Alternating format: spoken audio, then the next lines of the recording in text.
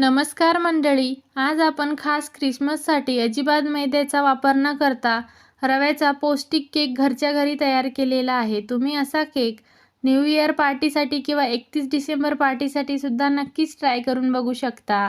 1 cup बारीक रवा घ्यायचा आहे. केकसाठी शक्यतो बारीक रवाच वापरा. 1 कप साखर, 2-3 वेलची घालून मिक्सरला याची बारीक पावडर करून घ्यायची. त्याच्यानंतर 1/4 कप इतका गव्हाचं पीठ घ्यायचं आहे.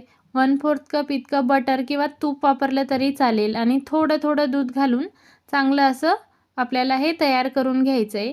दूध इथे मी रूम टेम्परेचरचं वापरलं आहे आणि इथे 1 कप रव्यासाठी अर्धा कपपेक्षा थोडं जास्त दूध लागलेलं आहे. तोपर्यंत केक टीन आपण तयार करून घेऊया. ऑलिव्ह ऑइल घालून चांगलं ग्रीस करून घ्यायचं.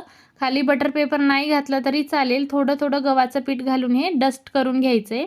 आपण 15 मिनटं बाजूला ठेवलेलं होतं. छान फुललेलं आहे. 1 table spoon baking powder, 1/2 table spoon baking soda, दूध घालायचे. थोडं ॲक्टिवेट झालं की चांगलं मिक्स करून घ्यायचं. वेळ वाया न घालवता लगेच आपल्याला बॅटर केक टीनमध्ये घालून घ्यायचं आहे. तोपर्यंत आपण भांडंसुद्धा चांगलं प्रीहीट करून घेतलेलं आहे. लगेच आपल्याला हे तयार करून घेतलेलं डब्बासुद्धा ठेवून द्यायचं आहे. टाट झाकून घ्यायची आहे. वरनं जड भांडं ठेवायचं आणि मस्त अगदी मंद आचेवर आपण 35 मिनटं केक बेक करून घेतलेला आहे. तुम्हाला 5-10 मिनटं इकडे तिकडे लागू शकतात. त्याच्यानंतर सगळं केक गार करून घ्यायचं आहे साधारण अर्धा तास. नंतर कडा सोडून घ्यायचा आणि मस्त असा बघा रवाचा केक घरच्या घरी तयार झालेला आहे. अजिबात मैदा किंवा प्रिझर्वेटिव्ह न वापरता आपण केक तयार करून घेतलेला आहे.